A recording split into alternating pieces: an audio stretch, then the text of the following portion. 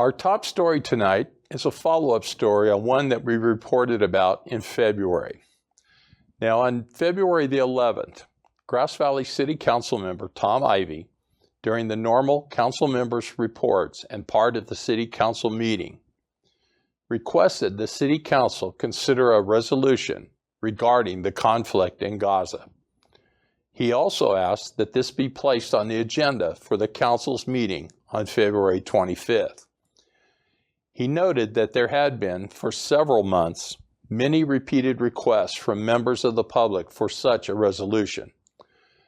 Councilmember Ivey stated that, quote, all, end quotes, of his constituents had told him they supported a resolution.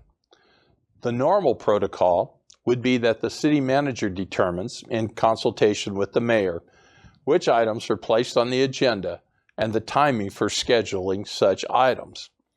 Members of the public, including council members, can request that an item be placed on the board's agenda. Now, to do so, the public can contact a city council member or the city council clerk. Requests do need support from a local elected official or a department head before being considered. And the mayor must also approve the request for it to be included on the agenda.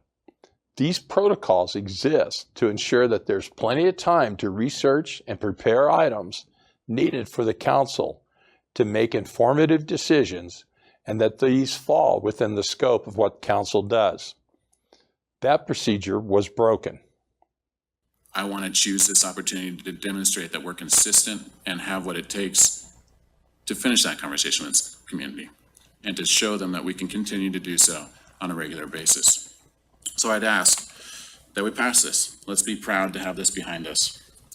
And I formally move that we agendize a resolution calling for ceasefire in Gaza and that we stand against all forms of hate, first and foremost, anti-Semitism and Islamophobia, at our next meeting in February. I second. Okay, so we have a motion and a second to agendize an item. You can act on that motion. You can also discuss that motion, but have to avoid discussing the substance of the topic that you might agendize because it's not on the agenda. So that's the odd line that the law draws. Okay, so any discussion is on Process, not substance. Do we agendize it? Do we don't? okay. Normally, we go through the mayor and put things on the agenda that way. I'm willing to entertain any thoughts about that up till now, but we do have a motion and a second. So if we want to further discuss or take a vote, we can do that. Now, further, on February 25th, Councilmember Ivey presented a draft resolution which condemned Israel for the conflict in Gaza. This resolution can be found on the link we have provided in the description.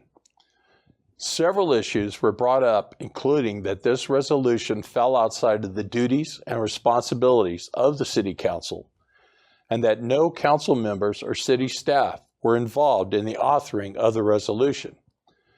And when asked, Councilmember Ivey stated he had not written the resolution, but could not or would not provide the identity of the author of the resolution, though it was given to him and he presented it to the council. I have just a couple of questions Okay. about the resolution. First of all, I want to know who wrote it.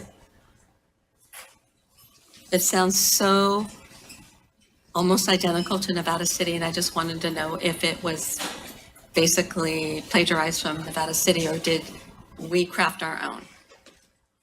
My understanding is that it was submitted. What is the answer to that? This was submitted by a community member. I think some of it was, came from the city of Nevada Cities. Okay, thank you. And I don't know the answer to that question fully either. Yeah, so. Okay, I think that's an important question as to who wrote an ordinance that we're going to introduced from the city of Grass Valley, we should know who wrote it. I think I can answer at least that it's not completely the same, and it was presented. So, you know, I would like to make some comments about this as well, but maybe this is the time. Can I finish my questions, please? Yes, I was just answering your question.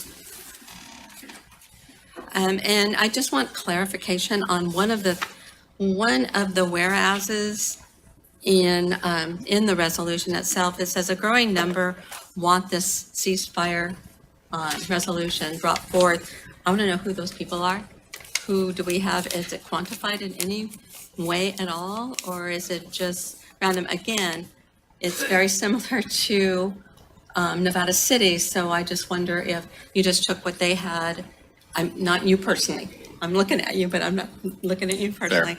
It was just taken as the same language. That's all, because I'm looking at the people who come and have come for over the past year, and we had I think at the most maybe 20, and lately only about 5 that come that have expressed concern about wanting this on the agenda. Now, this resolution was passed on a 3-to-1 vote by the council, with council members Ivy, Joe Bonamolo, and Mayor Hillary Hodge voting for the resolution.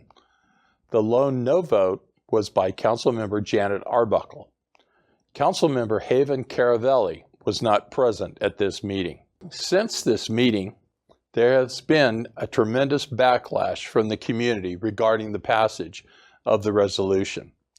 At a subsequent council meetings, there have been multiple public comments condemning the resolution, in addition to comments thanking the council for their action. This reporter has viewed all the city council meetings during this period, researched and reached out to many individuals in the community, and I've found the following to be true. The comments against the resolution have outnumbered the pro-resolution comments. City staff have told me that they received a huge influx of emails regarding the action. As of noon on April 17th of this year, 22,162 emails have been received on the subject. That's not an approximation, that's a real count. Now consider that the entire population of Grass Valley is approximately 12,000 people. Since the council passed the resolution, the city has had to have their IT staff develop filters to route these emails to a specific mailbox so as not to crash the city's email system and to allow emails from citizens with city business to get through to the city. You know, with simple things like asking about water or utility bills, asking about a pothole that's on their street, etc. The city staff did not have a specific count of emails supporting the resolution versus those against the resolution. However, city staff I spoke with estimated that an overwhelming majority, 99%, want the city council to rescind the resolution. Now, I don't claim to be a mathematician. In fact, I was lucky to get through algebra as a freshman in high school. But you know, thanks to iPhones, I've got a calculator. And at the time of this calculation, the period of time since the passage of the resolution to when I spoke to city staff included approximately 33 work days for city staff. That's a 40-hour work week, Monday through Friday. Now, if you do the simple math, that comes out to approximately an average of 672 emails received by the city each day about this single subject. And when asked, city staff reported that on normal workday, the city will, on average, receive 50 to 75 emails and voicemails per day. This leads to some questions. Other than the divisiveness of the community this resolution has caused, what are the effects on the city? We asked a lot of questions of city staff. For example, what are the effects on the city because of this resolution? Now, keep in mind that we're not speaking on the conflicts that prompted the resolution, only the direct impacts here within our community and on city business. Now, when asked, city staff could not give me a cost estimate to the city on this situation. They're unable to provide an answer to how much time has been spent by city staff on this situation. And you have to remember, when you talk about city staff, you're talking about everybody from the front counter all the way up to the city manager, including city legal counsel. I'm sure they were involved in this. Now, some people feel that there's no cost to this. And I'm here to report that I think this is a false assumption. Time was taken away from conducting the normal business of the city, which does impact our community. So although we don't have the exact figures, we do know that taxpayer monies were and are being spent on this. Employee hours are spent sorting through emails. IT time is used to keep the city's computer system from crashing as a result of the influx of emails. Administration and council time, and probably legal counsel time, is being spent on this subject. And last, council time's being spent during their meetings. What's to come next? This reporter has been told that there is an outside attorney that has made a public records request for the emails. And not just for the emails, but also for phone records from the council members and from city staff regarding this issue. There are also rumblings in the community about a possible recall of some council members over this issue. Now, this should not be dismissed out hand. This happened approximately in Grass Valley about 25 years ago when some council members were recalled. Now, here in Nevada County now, we're going to continue to follow this story, and we'll be providing updates as we learn new information.